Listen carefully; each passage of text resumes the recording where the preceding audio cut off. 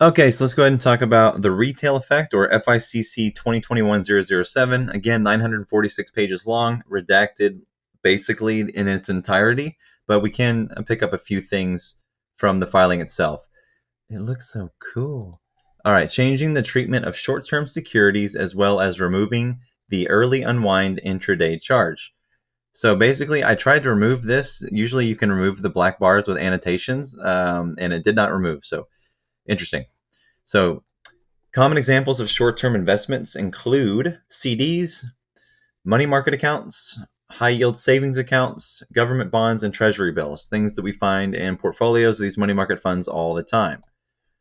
Now, the description text of the proposed change, they're basically looking to do four things. They're going to amend the FICC Government Securities Division Rulebook in order to remove the early unwind intraday charge. They're going to remove the GSD methodology document, or GSD initial market risk margin intraday. And they're also going to change the treatment of U.S. Treasury securities with remaining time to maturities equal to or less than 1 year. So this will apply to all overnight Treasury transactions. Now, the rules and the QRM methodology document to make certain technical changes will also be looked at as well. Now, they requested confidential treatment of the QRM methodology document, which of course makes up the bulk of this filing. So let's go ahead and dig into what we can ascertain from this. So the timeline, look at all these we have back in 2016 and 2020. We have this one was approved in October of last year, 2020. We had the plan to create the CAT system in 2016 finally get approved. We've had the CT plan get filed in August of 2020. So like I said, the file and effective immediately ones are from the SROs. These are the big ones, the proposals that have to be looked at and the amendments filed. So we have a lot of these waiting around. It's going to be like football, last quarter is where all the action's at. So the purpose of this is to eliminate the EUIC. Now, in 2014, they approved to add the EUIC, which is basically an early unwind of interbank allocations. And they added this as a component of the intraday GSD required fund deposit. Now, FICC established the EUIC to address two situations in the GCF repo service at the time, where the substitution of securities with cash created a potential for under-margining. Now, basically, if you go and you look at this, it tells you if you want to know about the EUIC to refer to these acts right here, these releases. So when you go to these releases and you look at the super notes and some of them, it gives you a couple definitions, like the early unwind of interbank allocations refers to the automatic return of the collateral from the reverse repo side or cash lender to FICC's account at the repo side's or cash borrower's settlement bank, and then return of cash to the repo side, which typically occurs before the opening of FedWire. Now, FedWire is this thing where you can send payments directly and electronically to and from participants. The GCF repo service enables dealers to trade general collateral repos based on rate, term, and underlying product throughout the day without requiring intraday trade-for-trade settlement on a deliver versus payment basis. The service fosters a highly liquid market for securities financing. You don't say. GCF repo is registered trademark of the Depository Trust and Clearing Corporation. Noon intraday refers to the routine intraday margining cycle, which is based on a 12 p.m. Eastern Time position snapshot. Pursuant to Rule 4, FICC may request additional margin outside of the formal intraday margin calls. So again, these are from the old filing in 2014, just explaining a few things. So the FICC believes that there is a more accurate approach than the EUIC that addresses the under margin situation that can occur in certain instances with respect to the first cash substitution situation described above. Specifically, FICC can and does calculate and assess an intraday supplemental fund deposit amount if necessary. In 2018, FICC amended its calculation of the VAR charge by, among other things, replacing in full revaluation approach with the sensitivity approach. FICC also provided transparency with respect to FICC's existing authority to calculate and assess intraday supplemental fund deposit amounts in the 2018 filing. Because of these changes, FICC now believes that the calculating and assessing an intraday supplemental deposit amount, if necessary, rather than the EUIC, is a more accurate approach to addressing the under margin situation described above. Now, I didn't know this, but FICC receives hourly intraday GCF repo lockup files from the Bank of New York Mellon between 8 a.m. and 3 p.m. These hourly intraday GCF repo lockup files provide FICC with information with respect to the GCF repo participants' positions throughout the day that FICC can use to calculate an intraday VAR charge. As such, throughout the day, FICC can use the information in these files to assess the exposure that arises from collateral substitution in addition to any other position changes, and can charge an intraday supplemental fund deposit amount to the GCF repo participant if necessary to address this exposure. The current EUIC is only applied based on a netting member's 12 p.m. noon GCF repo position as the lesser of 1. The net reduction in the VAR charge attributable to either cash substitutions, or the prior end of day VAR charge minus the intraday VAR charge.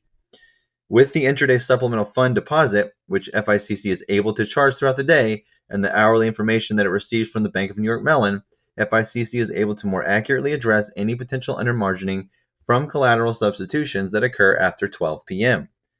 Because FICC mitigates any exposure that occurs from collateral substitutions throughout the day by charging the intraday supplemental fund deposit, FICC is proposing to eliminate the EUIC. Now, lockup files refer to the collateral that GCF repo participants have allocated to satisfy their collateral allocation obligations. So basically, the FICC gets repo files from the Bank of New York Mellon, and of course, the FICC is trying to address more accurately and under-margining by mitigating exposures from collateral substitutions. And they say it's not necessary to use the EUIC because they have, much like we saw with the NSCC, they have the ability to do the supplemental daily deposit or supplemental fund deposit, which they will utilize if needed. So they're going to change the treatment of short-term treasuries as well. The QRM methodology document, which is redacted, basically describes the current GSD margin methodology with respect to short-term treasuries. The current margin methodology does not have any special treatment for short-term treasuries. Short-term treasuries are margined as part of the entire portfolio using the sensitivity VAR charge methodology, and a haircut-based methodology is used to back up for short-term treasuries where sensitivity analytics data is not available. Now, sensitivity analytics data refers to the data that FICC receives from its data vendor, or the Bank of New York Mellon, such as the duration and convexity of Treasury securities. Specifically, short-term treasuries that do not have sensitivity analytics data are subject to a single haircut rate calibrated to the volatility of the Bloomberg/Barclays index of Treasury securities with remaining time to maturities equal to less than a year. Currently, the 1-month Treasury bills and the 9-month Treasury bills would be margined using the same haircut rate because, as described above, there is a 1 haircut rate that is calibrated to the volatility of the Bloomberg/Barclays index of Treasury securities with remaining time to maturities equal to or less than a year.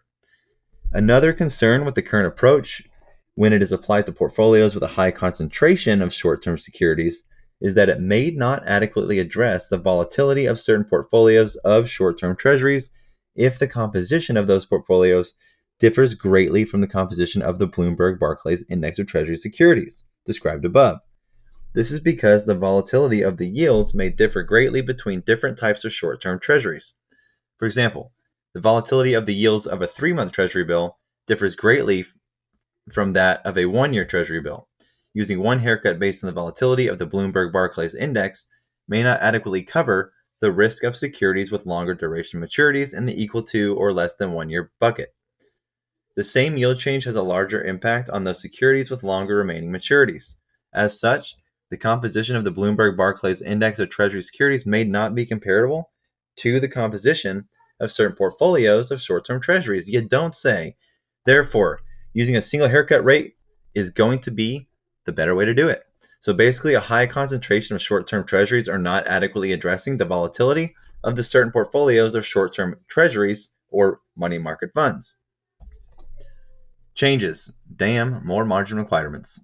To mitigate the vulnerabilities, there's that word again, mitigate, described above with respect to the current approach, FICC is proposing to use the haircut methodology to margin all short-term treasuries, not just for the short-term treasuries without sensitivity to analytics data, which is probably the majority of them, as is the current case. Furthermore, instead of 1 haircut bucket for short-term treasuries, FICC would use 2 different haircut buckets depending on the time to maturity of the short-term Treasury security. FICC believes that using two different haircut buckets depending on the time to maturity of the short-term Treasury security would be more targeted and accurate. The first bucket is Treasury securities with remaining time to maturity equal to or less than 6 months with a haircut floor set at 12.5 basis points. The second bucket, Treasury securities with remaining time to maturity greater than 6 months but equal to or less than 1 year with a haircut floor set at 25 basis points. Damn. Well, I wish we could see into that redacted, 800 some odd pages.